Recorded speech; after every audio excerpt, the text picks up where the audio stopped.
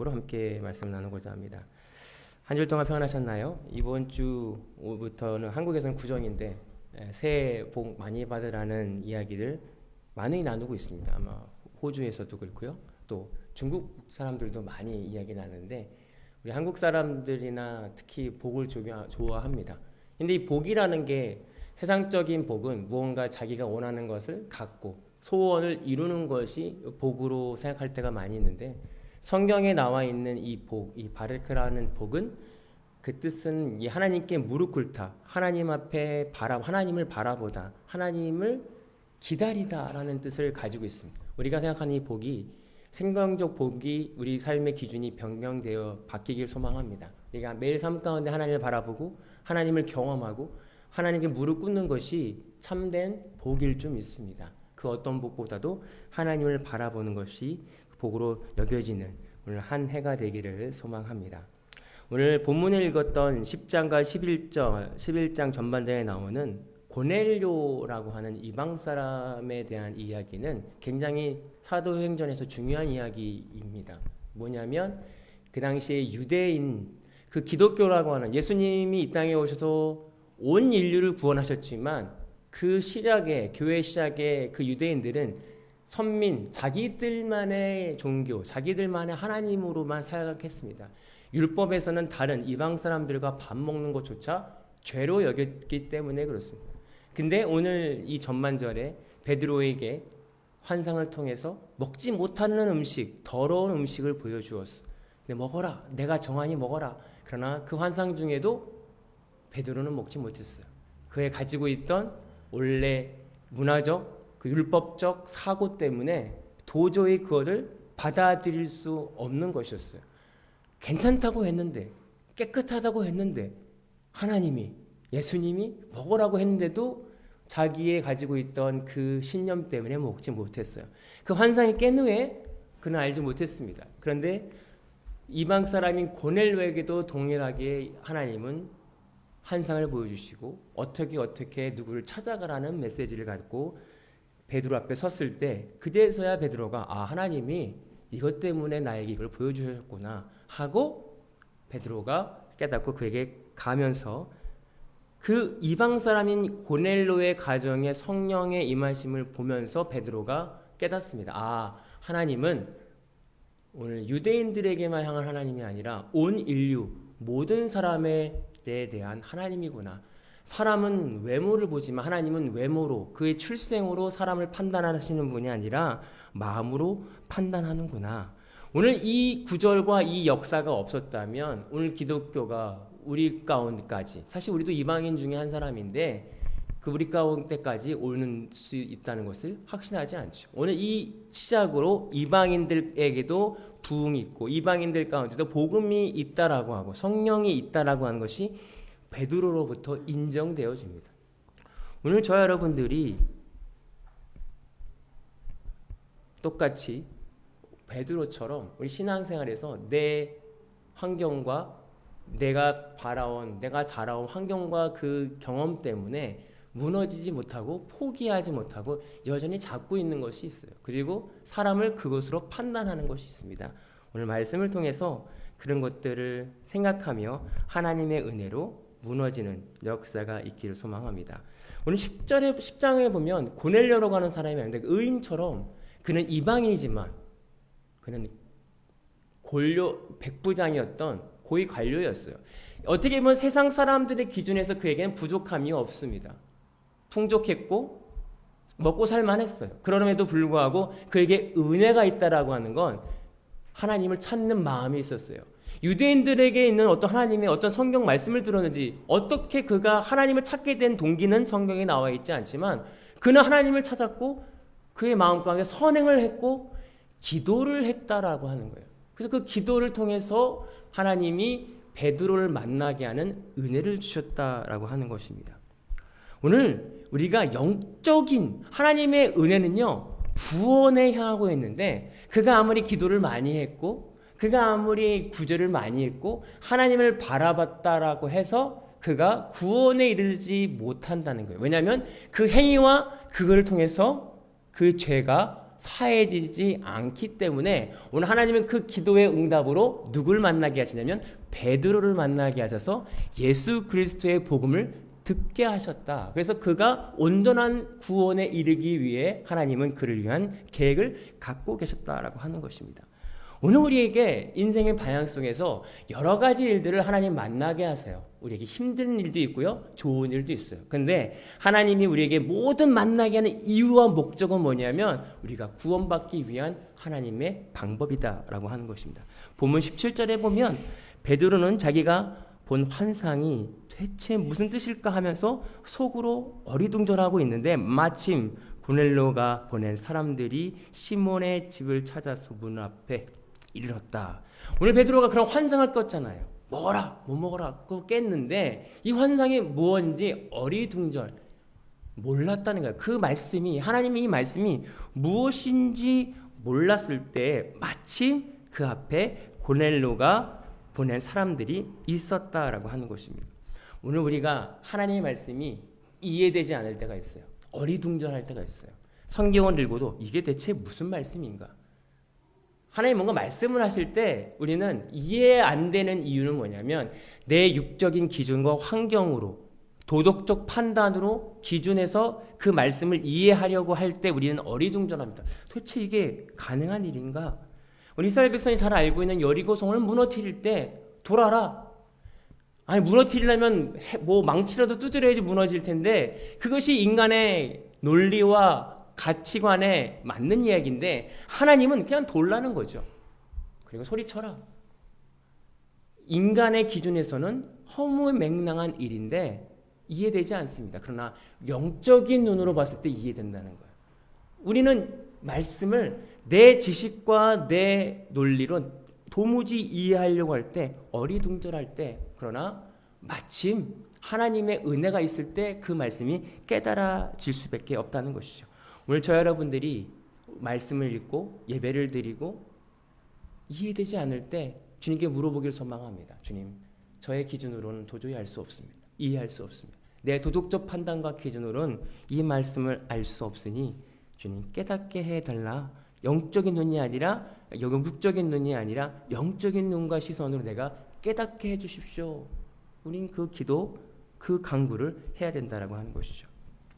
10절에 보면 일어나서 내려가거라. 그들은 내가 보낸 사람들이니 의심하지 말고 함께 가거라. 하나님께서 베드로에게 말씀하시오. 야, 일어나라. 그 사람들 내가 보낸 사람들이야. 의심하지 말고 가라는 거예요. 여러분 의심하지 말고의 뜻은 이것이 맞나 안 맞나 이것이 너뿐만이 아니라 내 기준과 네 기준과 판단으로 생각하지 말라는 거예요. 그러니까 네 기준과 네 생각으로 갈까 말까 의심하지 말고 묻지도 말고 따지지도 말고 따라라 가라는 거예요. 마치 그 베드로에게 이방 사람들의 집에 가서 함께 유숙한다는 건 우리 기준으로 봤을 때 마치 오물을 뒤집어 쓰라는 것과 같은 의미일 거예요. 내가 내 도덕적 기준과 판단으로 마치 배설물을 내 몸에 묻혀라. 너무 더러운데요? 묻혀라. 그게 하나님의 뜻이다. 그때 내 판단이 틀었을 때가 있어요. 이건 진짜 아닌데? 이건 정말 아닌데? 이건 아닌 것 같은데? 그러나 오늘 하나님께서 말씀 의심하지 마라. 네가 판단하지 마. 너 스스로 네 이성으로 판단하지 말고 가라는 것입니다. 오늘 이 말씀에 우리가 큰 도전을 받습니다. 오늘 목요일에도 목사님들과 이 말씀을 같이 쉐어하면서 우리 교회가 여러 가지 문화와 언어가 함께 모여서 예배드리는 우리 공동체가 갖는 도전이 이거라는 거예요. 같은 문화가 아니고 같은 언어도 아니고 또 2세와 3세들의 또 다른 언어 속에서 우리가 어떻게 서로를 이해하고 이것을 무너뜨리며 갈 건가는 아직까지도 갖고 있는 우리의 도전이 될 수 있다는 거예요. 뿐만 아니라 이 말씀을 묵상하면서 한 가정 안에서도 다른 세대, 자녀들과의 그 장벽들이 있더라고요. 내 기준으로 이건 아니야.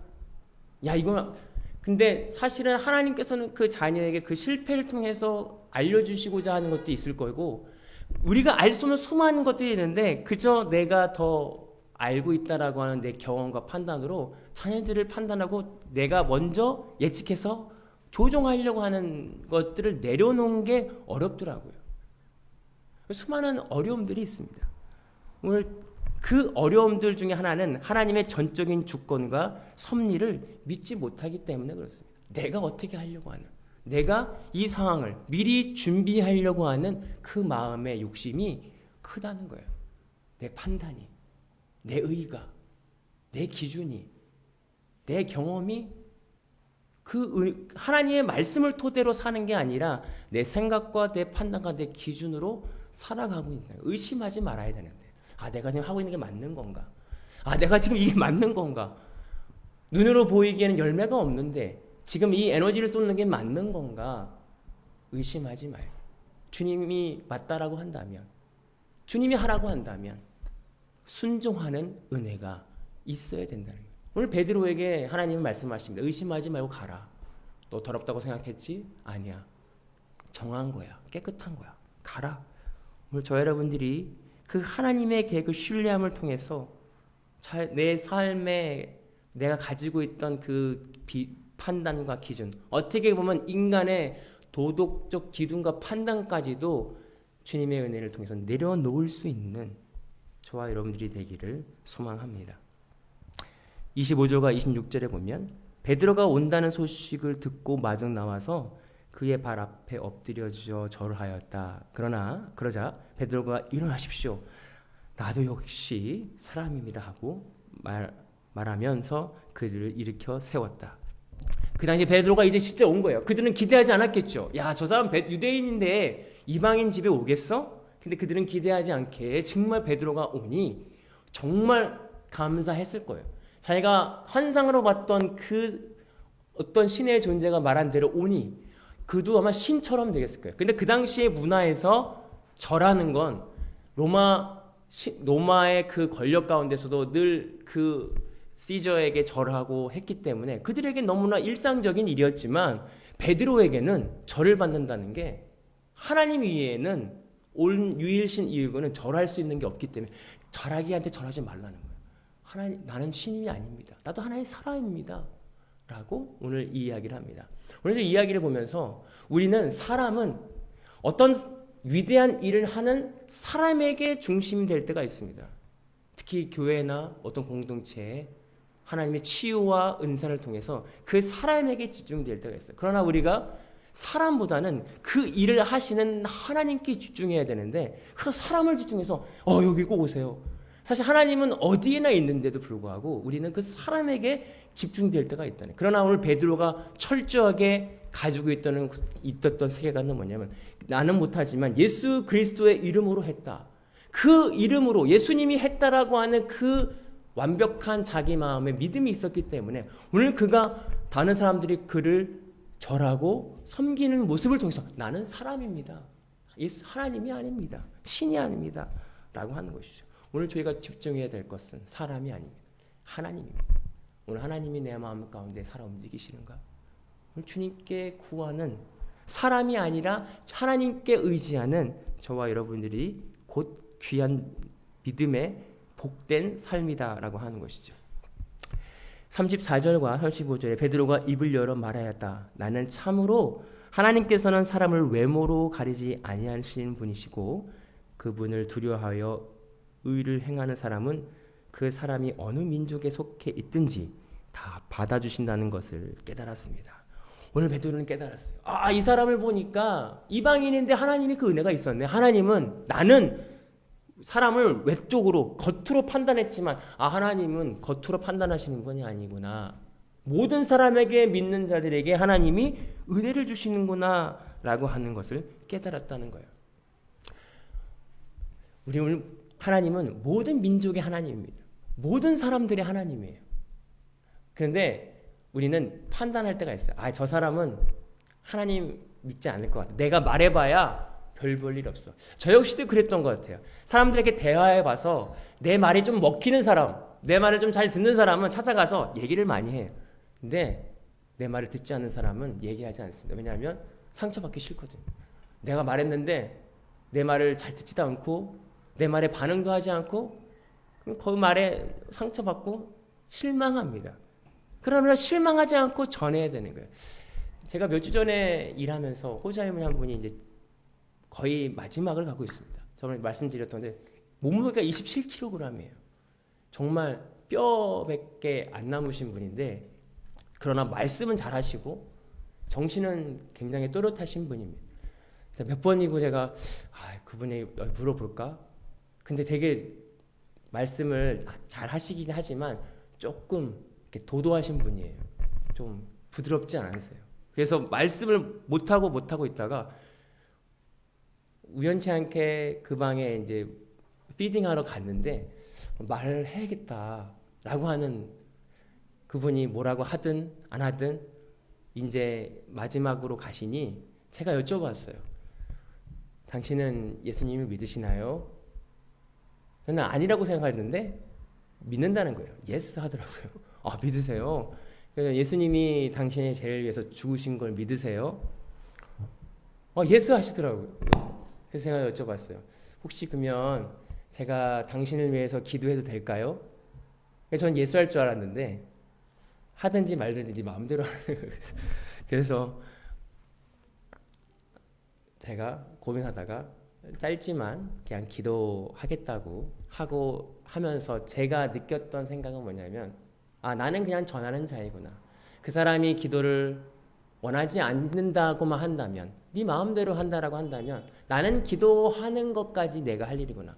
모든 사람에게 내가 주어진다. 하나님께 물어보고 그렇다고 해서 막 무조건 전하는 것이 아니라 하나님께 묻고 하나님의 마음에 주신다면 내가 저 사람이 나를 인정하든 인정하지 않든 나는 그냥 전하는 자로 모든 사람에게 판단을 하지 않고 이 사람이 믿겠지? 안 믿겠지? 안 믿을 것 같으면 안 하고 믿을 것 같으면 해서 막 그래 믿을 이게 아니라 나는 그냥 전하는 자, 씨를 뿌리는 자이구나. 그것을 열매 맺게 하시는 분은 하나님이시구나 하고 기도하고 내려오는데 그냥 하나님께 감사했습니다. 그분이 그 말을 듣든 안 듣든 제 깨달음에 감사했어요. 나는 그냥 전하는 자이구나.